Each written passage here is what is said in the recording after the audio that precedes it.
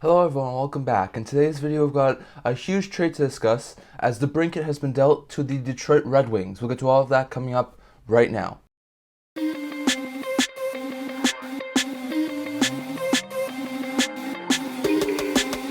Hello everyone, welcome back to another video here at the Intent Hockey channel. In today's video, like I said, we've got a huge trade to discuss between the Detroit Red Wings and the Ottawa Senators. And the trade is as follows. The Detroit Red Wings acquire Alex DeBrincat from the Ottawa Senators in exchange for Dominik Kubalik, Donovan Sebrango, a conditional 2024 first-round pick, and a 2024 fourth-round pick. So this is a pretty good deal both sides. I'll get to Detroit first. We know that DeBrincat's from Michigan. We know he really did want to go there, wanted to sign with the Red Wings, so they were able to work out a contract extension afterwards that I'll get to in a second, but DeBrincat really wanted to go to Detroit. He's from Michigan, so it's close to home. He can definitely be a really good player there for the Red Wings. We know the Red Wings wanted someone who could replace Tyler Bertuzzi in their top six. DeBrincat could definitely do that. DeBrincat had a pretty good seasons with the Blackhawks. Over in Chicago, he hit 41 goals twice. He hit over 70 points twice, including just a couple of years ago, right before he was dealt to Ottawa. He hit 41 goals and 78 points for a career high in points, tied his career high in goals. He did really well. He was traded to Ottawa last offseason for a first, second, and third round pick to Chicago. In the Ottawa last year, he didn't do overly well. He put up 27 goals, hit 66 points, a career-high 39 assists, which was pretty good for him, rounding himself out to be a really good playmaker. But a lot of people were really upset that he had a down year and that he didn't even hit the 30-goal mark. So with Detroit, he should be able to do a little bit better. He's going to be getting most likely top-line minutes, in my opinion, with Larkin and Raymond. He should be able to get some pretty good point production there. On top of that, he signed with the Detroit Red Wings. He was an RFA. He did have an arbitration hearing that was elected by the Ottawa Senators, but that's now been negated as he signs a 4-year contract extension with the Detroit Red Wings with an AAV of $7.875 million. So not a bad contract, in my opinion. Not a max long-term 8-year deal like a lot of people were thinking that DeBrincat would get, but it's a decent deal. So he'll be once again a UFA when he's 29 years old, just before he turns 30. So he should be able to get a really big pay raise as long as he continues to produce at that point.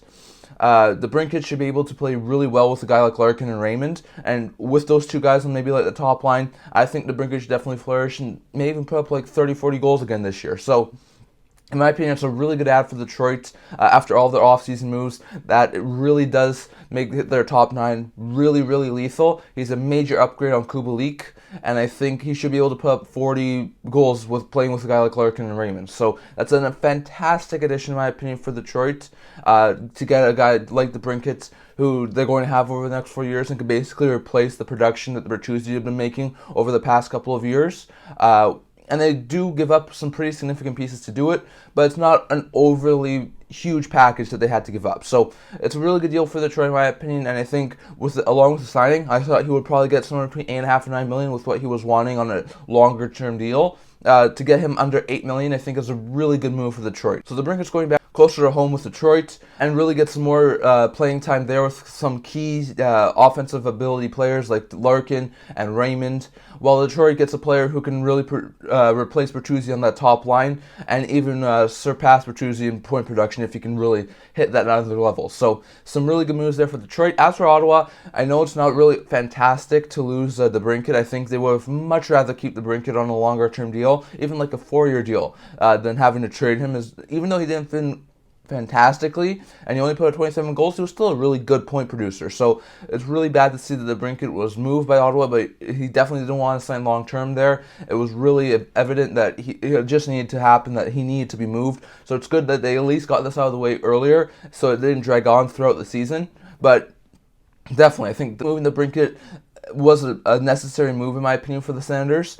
In return, they get some pretty good pieces. Dominik Kubalik is a year away from unrestricted free agency, so he's not a long-term deal either. But he's making $2.5 million, and he's a pretty good goal scorer. In his rookie year, 4 years ago, he put up 30 goals and 46 points. In his next 2 years with the Blackhawks, it was really hard for him to replicate that production. He didn't hit the 20-goal mark. He didn't even hit the 40-point mark. But last year, in his first season with Detroit, he did quite well. Even though he was playing majority on like the third line, he was able to put up 20 goals and 45 points. And I think if Kubalik can play on like the second or first line with a guy like Norris or Stützle or Giroux or Tkachuk or one of these guys who are really good playmakers, I think it's quite possible Kubalik could hit the 30-goal mark again this year. It would not surprise me at all if he was at least 20-goal, 50-point player, and I could see him even be like a 30-goal player as well. So I really do like that addition from the Red Wings. He's a little bit inconsistent, but I think Kubalik could definitely be like a 20, 30-goal scorer playing in the top 6 with Ottawa. And even though it's not a long-term deal for the next year, I think that's a fantastic addition for the Sanders. And while he won't completely replace the production loss by DeBrincat, I think he's definitely a really good replacement for them. Sebrango, not the best of prospects, more like a B or C level prospect for the Red Wings, but he's a decent prospect nonetheless. He's been playing in the AHL over the past little while. He hit 6 years ago in the AHL, put up 7 points. Last year, he did go down to the ECHL. He was demoted to the ECHL. He put up 12 points in 23 games over in the ECHL, so it's pretty good. But in the AHL, he definitely did well. He put up 7 points, including 4 goals in 39 AHL games. And I think he still has some pretty good future, maybe at the NHL level. I think Sebrango, well, he's not the best of prospects, not like a Simon Edvinsson that they had.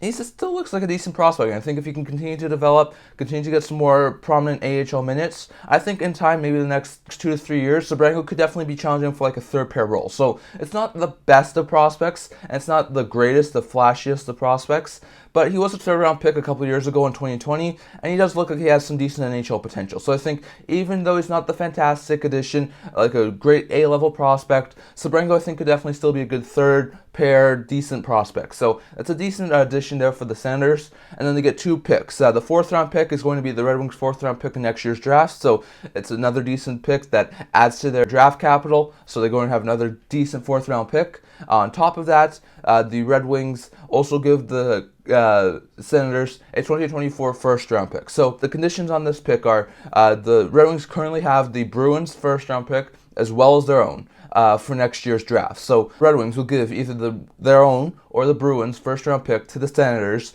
before the 2024 draft. But there are some conditions on it. So if the Bruins' 2024 first-round pick winds up being top 10, as it is top 10 protected, the Bruins will have the option to give the Red Wings a unprotected 2025 first-round pick. And if they do that, then the Red Wings will have the opportunity to decide whether to give the Senators the Bruins' unprotected 2025 first-round pick or their own 2024 first-round pick. So it's going to be interesting to see, but most likely I think the best case scenario for the Senators for that pick would be that the Red Wings finish the bottom 10 again and that the Bruins finish 11th overall. And at that point, if those two don't win the lottery, then they would get Boston's 11th pick most likely. So I think that's basically the best scenario for the Senators. If Detroit gets a top 10 pick next year and Boston gets the 11th overall pick, I think it's the best scenario in my opinion for how that first round pick could go. But for the most part, I think both Detroit and Boston will be middle of the pack teams in my opinion next year. So it's most likely that they're probably going to do somewhere between like 12 and like 20 in my opinion. So most likely they'll probably get some pick right between there, which isn't as high as the pick they gave Chicago for DeBrincat, as they gave out the 7th overall pick. But I think it's still a pretty decent pick, and I wouldn't be surprised at all if they use that pick, that first round pick that they got, to maybe improve their team even further, whether it be at the trade line or next year's before the draft or whatever. So in my opinion, this is a pretty good deal for both sides. For the Red Wings, they're getting DeBrincat, who's a really good goal scorer, and he's shown this year he can even be a good playmaker. And I think with a guy like Larkin and Raymond on the top line, playing consistent top line minutes, he could definitely be a 30 to 40 goal scorer again, and he could definitely be a really good goal scorer. And coming in at an AAV of under $8 million for the next 4 years, I think is a fantastic addition for the Red Wings. As for Sanders, it's not great to lose a solid goal scorer like DeBrincat, even though he didn't fit fantastically. They knew that he wasn't going to sign long term, and they knew that they would have to try and find something, so they get rid of him. They bring in a couple of key pieces. They get Kubalik, who's a solid goal scorer. He can put up 20 to 30 goals playing in the Senators' top 6. Not a full DeBrincat replacement, but I think he could be a solid replacement nonetheless. They also get a decent defensive prospect in Sebrango. He's a pretty good B/C level prospect, not an A level prospect like some of those other guys Detroit has, but he's a decent prospect who I think in time could definitely be a third pair player. They also get a 4th round pick next year to add to their draft capital, and they get either a 1st round pick from Boston or Detroit in 2024, or possibly the Bruins' unprotected 2025 first rounder if the Bruins pick next year's top 10. So, going to be interesting to see. I'd love to hear what you think down in the comments. Which team do you think wins this trade? I think this is a pretty good deal. I think Detroit, just because they do get DeBrincat, would most likely win this deal. But if the 1st round pick either helps them get a good player in the next year, or they are able to draft a pretty decent player with that pick, if the Kubalik can put up between 20 and 30 goals, if Sebrango rounds out to be a good, solid third pair defenseman eventually, I think the Sens could easily win that deal as well. So it's going to be interesting to see. I'd love to hear your thoughts down in the comments if you think Detroit wins, if you think Ottawa wins. At this point in time, I think just because of the level of production that DeBrincat can put up, I think Detroit does win this deal. But I think in time, if everything goes right, Ottawa could definitely win this deal as well. So I'd love to hear your thoughts down in the comments, but that's all of my thoughts, and that's all I'm going to talk about for in this video. So definitely remember to like this video. If you really liked it, remember to subscribe down below. We're very close to 100 subscribers, so definitely love it if you guys would subscribe so we can reach that 100 subscriber mark. Definitely, I also do a blog talking about news, rumors, analysis, stuff like that. So I'll leave a link down in the description below. Definitely check that out. And I can't wait to see you guys all for the next video. See you guys soon.